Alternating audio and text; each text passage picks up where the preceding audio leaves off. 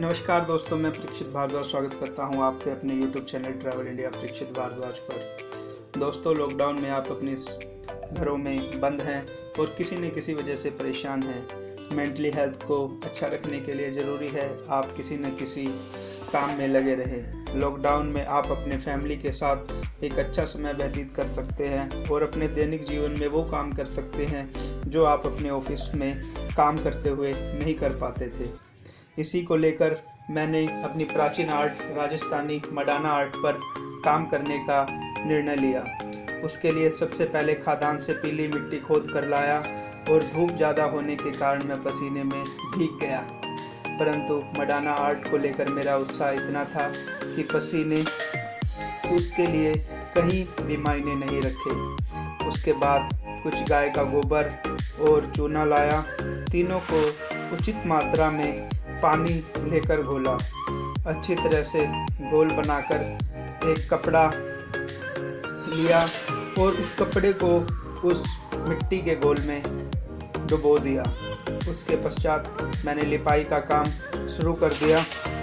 लिपाई फिकर दोपहरी में हो रही थी, जिससे ये काफ़ी जो मेहनत का काम था वो लिपाई का था। ये लिपाई मैंने की। फिर उसके बाद जैसे ही लिपाई की उसे मैंने सूखने के लिए छोड़ दिया। सूखने के बाद रात अधिक हो गई थी तो मैं सो गया। अगले दिन मैं थक चुका था। उसके पश्चात मैंने अपने पिताजी को आर्ट को लेकर कहा, क्योंकि मेरे पिताजी एक आर्टिस्ट हैं। लॉकडाउन में वो भी अपने घर पर हैं और मेरे आग्रह पर उन्होंने कुछ आर्ट बनाने का निर्णय लिया। अब मैं काफ़ी खुश था, क्योंकि मैं जो काफ़ी दिनों से करने के लिए सोच रहा था, अब वो मेरा सपना पूरा हो रहा था। घर में बचपन से ही आर्ट को लेकर माहौल होने के कारण उसके लिए मेरा उत्साह काफ़ी अधिक था। अब धीरे धीरे आर्ट बननी शुरू हो गई थी। मैंने बाउंड्री बनाने का निर्णय लिया और आर्ट का मुख्य कार्य अपने पिताजी पर छोड़ दिया, क्योंकि अभी मैं सीख रहा था। उसके पश्चात उनके मार्गदर्शन में मैंने बाउंड्री बनाना स्टार्ट किया और साथ साथ अपने पिताजी को आर्ट बनाते हुए देख रहा था। जैसे जैसे आर्ट बन रही थी, मेरा उत्साह और भी बढ़ रहा था।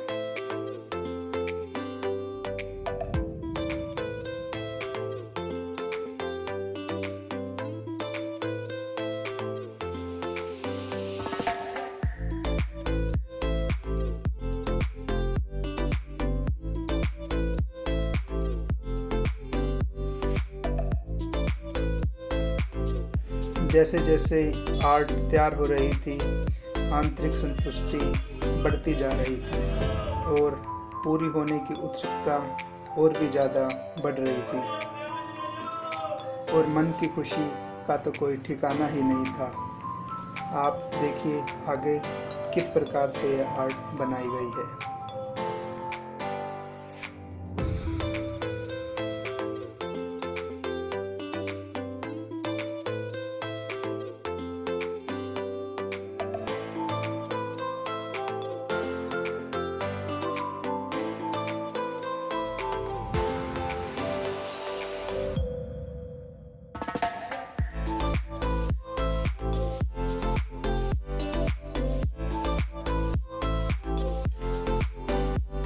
हम दोनों पूरी दोपहरी मिलकर इस पर काम करने में जुटे रहे।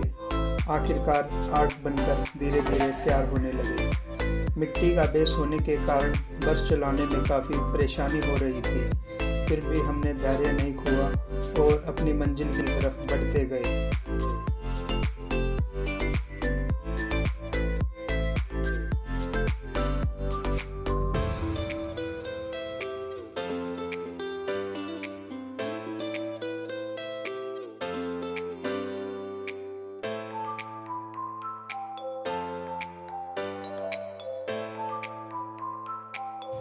मेरा यह वीडियो बनाने का और इस आर्ट को बनाने का उद्देश्य यह भी था कि मैं अपनी भारतीय प्राचीन संस्कृति को प्रमोट करना चाहता हूँ।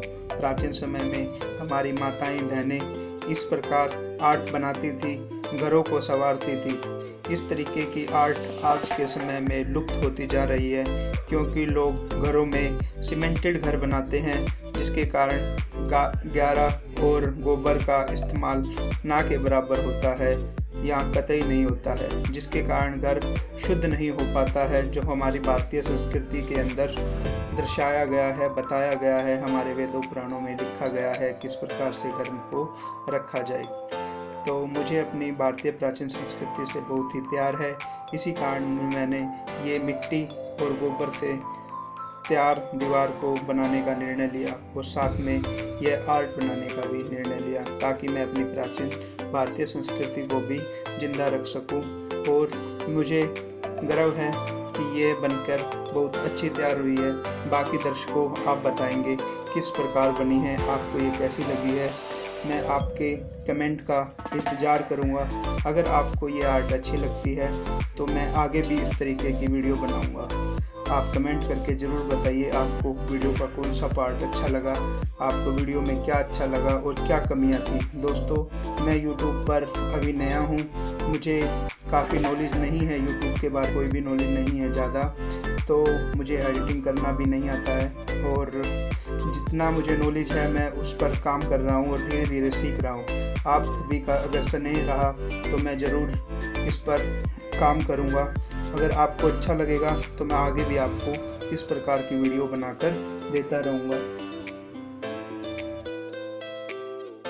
दोस्तों, इस आर्ट को आर्टिस्ट मंडाना आर्ट बोलते हैं। वैसे हमारे हरियाणा में या राजस्थान में इसे मांडना कहते हैं। मांडना आप आसानी से समझ जाएंगे, मगर मंडाना एक नया नाम है जो हमारे लोकल लोगों को समझ नहीं आएगा। इसको हम प्राचीन जो भाषा के अंदर बोलते थे वो मांडना बोलते थे। अलग अलग राज्य के अंदर अलग अलग भाषाओं में अलग अलग थोड़े बहुत चेंजेस के साथ इस आर्ट को डिफरेंट नामों से बोला जाता है। कहीं वल्लरई बोलते हैं, कहीं किसी और नाम से जाना जाता है। यह प्राचीन भारत के पूरे भारत में यह आर्ट बनाई जाती है, जिसको डिफरेंट नाम से पुकारा जाता है।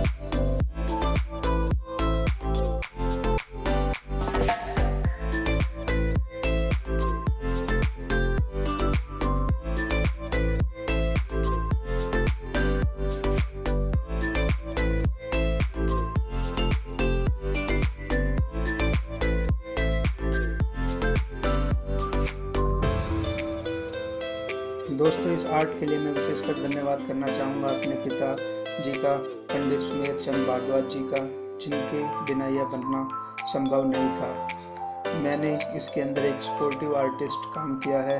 दोस्तों, आपको यह आर्ट कैसा लगा कमेंट करके ज़रूर बताइएगा।